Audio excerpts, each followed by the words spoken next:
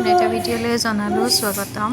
Competition আছে নমো কৰা মোক জিকিব লাগিব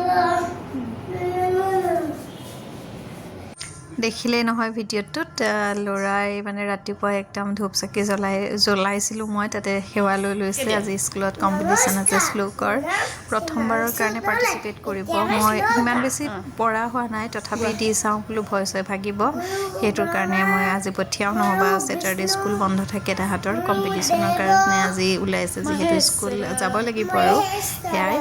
বাকী এয়া ওলাই মেলি ৰেডি হৈ গ'ল আৰু গাড়ী চলাইছে বোলে, দেখিছেনে।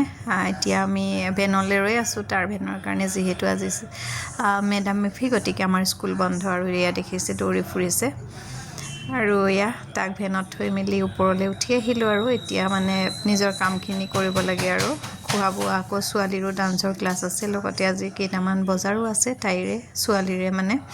সেই গতিকে আজি চিম্পলকৈ খানা বনাওঁ বুলি সেয়া আলু কাটি লৈছোঁ, একদম সৰু সৰুকৈ কাটি। ঘৰৰ আলু যিহেতু বাকলি এৰুৱা নাই, ধুনীয়াকৈ ধুই চাফা কৰি লৈছোঁ। আৰু এনেকৈ সৰু সৰুকৈ কাটি বনালে ভাল পাওঁ আৰু ভাজিখন একদম ড্ৰাই ফ্ৰাই কৰিব লাগে। ল'ৰা ছোৱালী দুইটাও খাই বাৰু এনেকৈ বনালে। আৰু কেৰাহী পাতি দিলোঁ আৰু তাতে অলপমান মিঠাতেল দি, একো ইয়াত মা মছলা নিদিওঁ, অকল পাঁচফোৰণো দিয়া নাই, মই অকল মেথি দিছোঁ কেইটামান আৰু এয়া ফুটিব দিছোঁ। তাৰপিছতে আলুখিনি দি এনেদৰে ধুনীয়াকৈ ভাজিছোঁ আৰু চিম্পলকৈ। যিহেতু ল'ৰা ছোৱালী দুটাইও খাব, গতিকে ইয়াত মই জলকীয়াও নিদিওঁ, নিমখ আৰু হালধি এয়াই আৰু বাকী আৰু একো ইয়াত এড কৰা নহ'ব, এনেদৰে বনাম। ইয়াত ৰেডি হৈ গৈছেগৈ আলু ভাজি। তাৰপিছতে চিম্পলকৈ দালি বনাম, মচুৰ দালি, আৰু তাতে বিলাহী এটামান দি দিম। এয়াও বইল টাইপে হ'ব মানে। ইয়াতে অলপমান তেল দি দিম। আৰু এয়া দেখিছেনে বিলাহী ধুনীয়াকৈ ধুই ইয়াতে এটা দি দিছোঁ গোটাকে।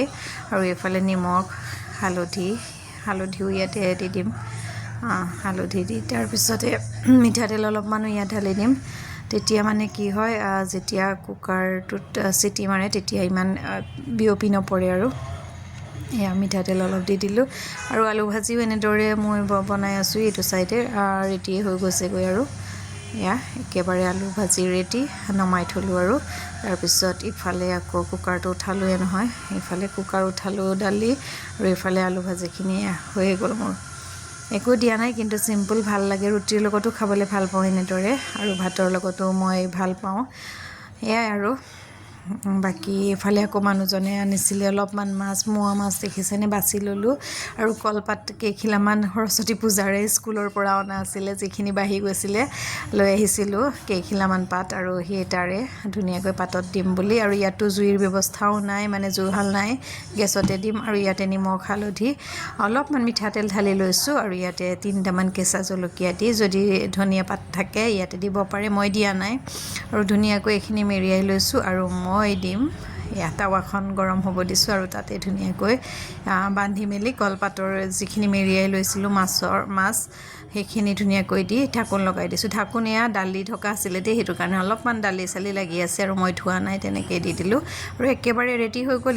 ইলুটি কৰি অলপ সময় সিজাব লাগে খালি, ধুনীয়াকৈ সিজিছে। আৰু গোন্ধটো যে কি ক'ম, আৰু বৰ ধুনীয়া লাগিছে। আৰু চিম্পলকৈ দুপৰীয়াৰ সাজ এনেদৰেই, মচুৰ দালি, বিলাহী দি ৰন্ধা, চালাড, আলু ভাজি, আৰু মাছৰ সেই পাতত দিয়া মাছ।